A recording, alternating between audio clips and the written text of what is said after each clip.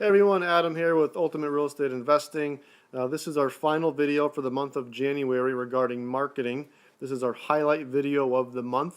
And today we're going to be talking about how to get your direct mail pieces opened. Okay, because this is the scenario. You've taken the time to educate yourself on how to pull a list. You've taken the time to pull the list. Or maybe you've allocated some money from your budget to buy a list. You've taken the time to actually write a letter or letters. And you've also spent the money on envelopes and paper and ink and stamps, getting everything ready. Probably spent a couple hours at your dining room table stuffing envelopes. And then the big day comes, right? You drive to the post office, you dump out a bunch of letters into the mail bin, and then you anticipate over the next few days of getting flooded with phone calls.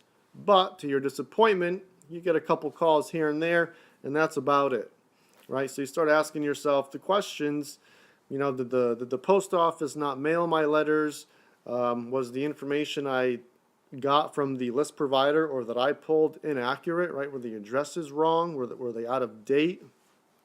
Maybe did my letters simply stink, right? People opened them, they read them, and just wasn't good enough to have them give me a call.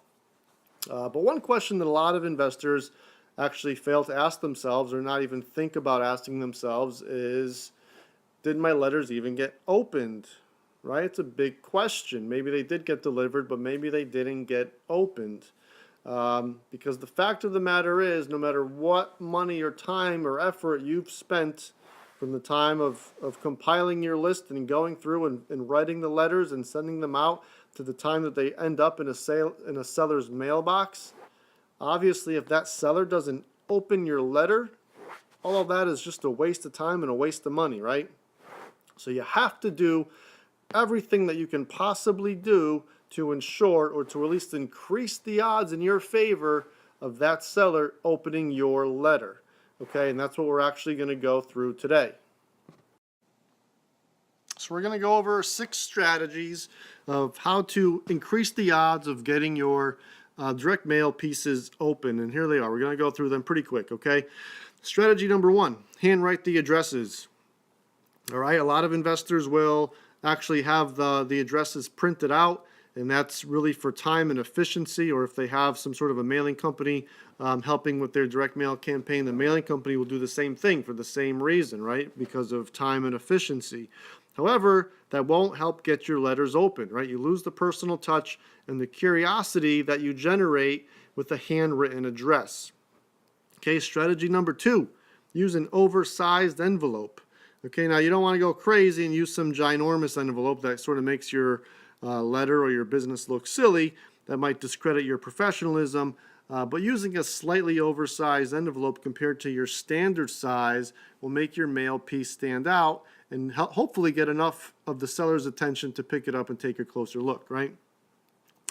Strategy number 3 is along the same lines as number 2. Use a colored envelope, right? Don't blend in. Most homeowners or most mail pieces that homeowners get from your competition are going to be white envelopes, right? Along with all of the bills and credit card offers and charity solicitation letters that they get, they're all going to be white, right? But you want your letter to stand out. So using a colored envelope will definitely help with that, and it will also help in terms of, again, generating curiosity and having that seller pick up your letter to take a closer look. Now, number 4, even though some of these seem maybe minuscule or not very important in and of themselves, and I agree with that, but as a package, they really do make a huge difference. So number 4 is use a cool stamp. Okay, don't use your standard American flag stamp or your Statue of Liberty stamp. When you go buy a roll of stamps, ask what they have available and pick out something fun. Pick out something cool, something different, right? Pick out the Betty Boop or the Bugs Bunny stamps, okay? Same thing. It sort of gives you a personal touch and makes your letter stand out from the rest of the, quote-unquote corporate letters that a lot of homeowners get. Strategy number 5 is put a fun sticker around the back. Okay, and this is, again, simply giving it a personal touch, creating curiosity. Somebody's going to look at this, look at your letter and go, oh, who sent me this letter, took the time to handwrite the address.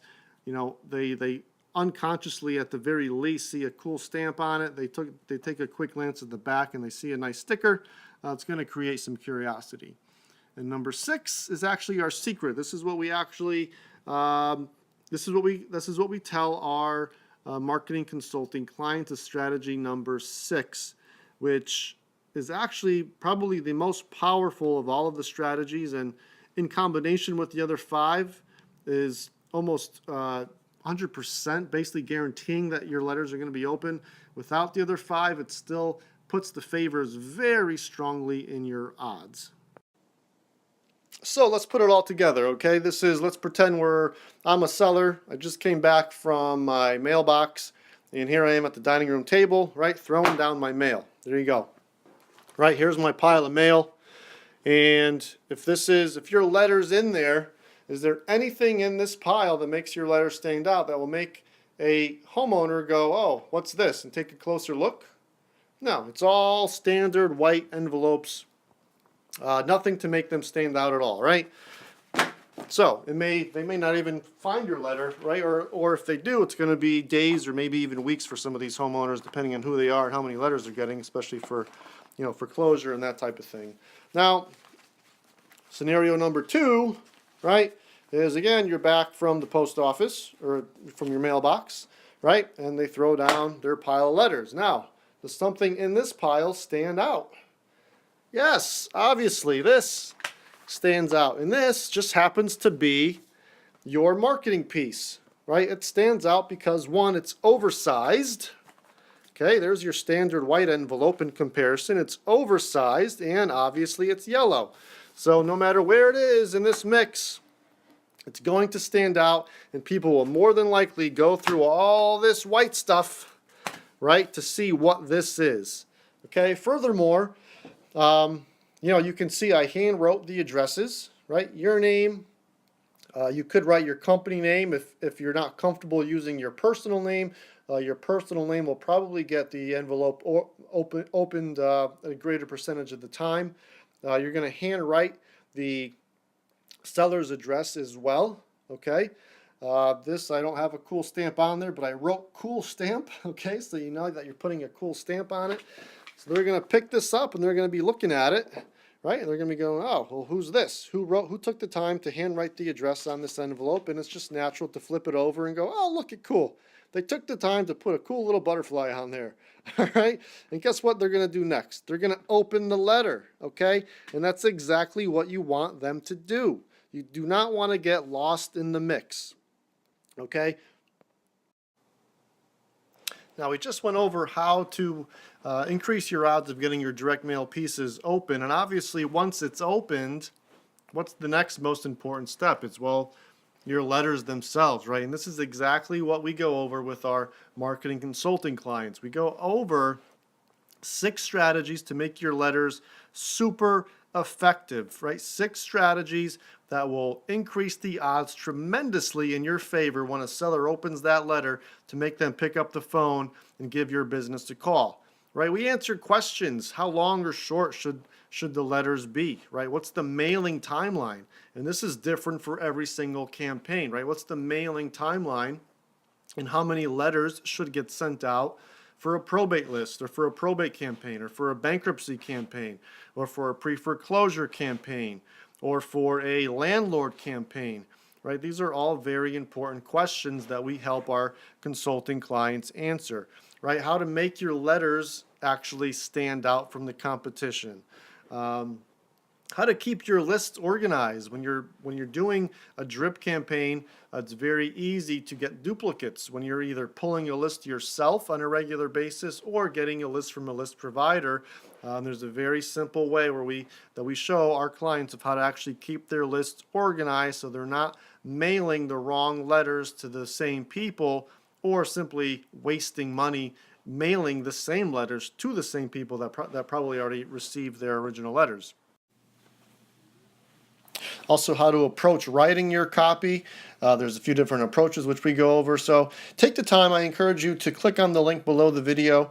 It's going to bring you over to another page that actually goes a little more in depth in terms of what you're going to learn.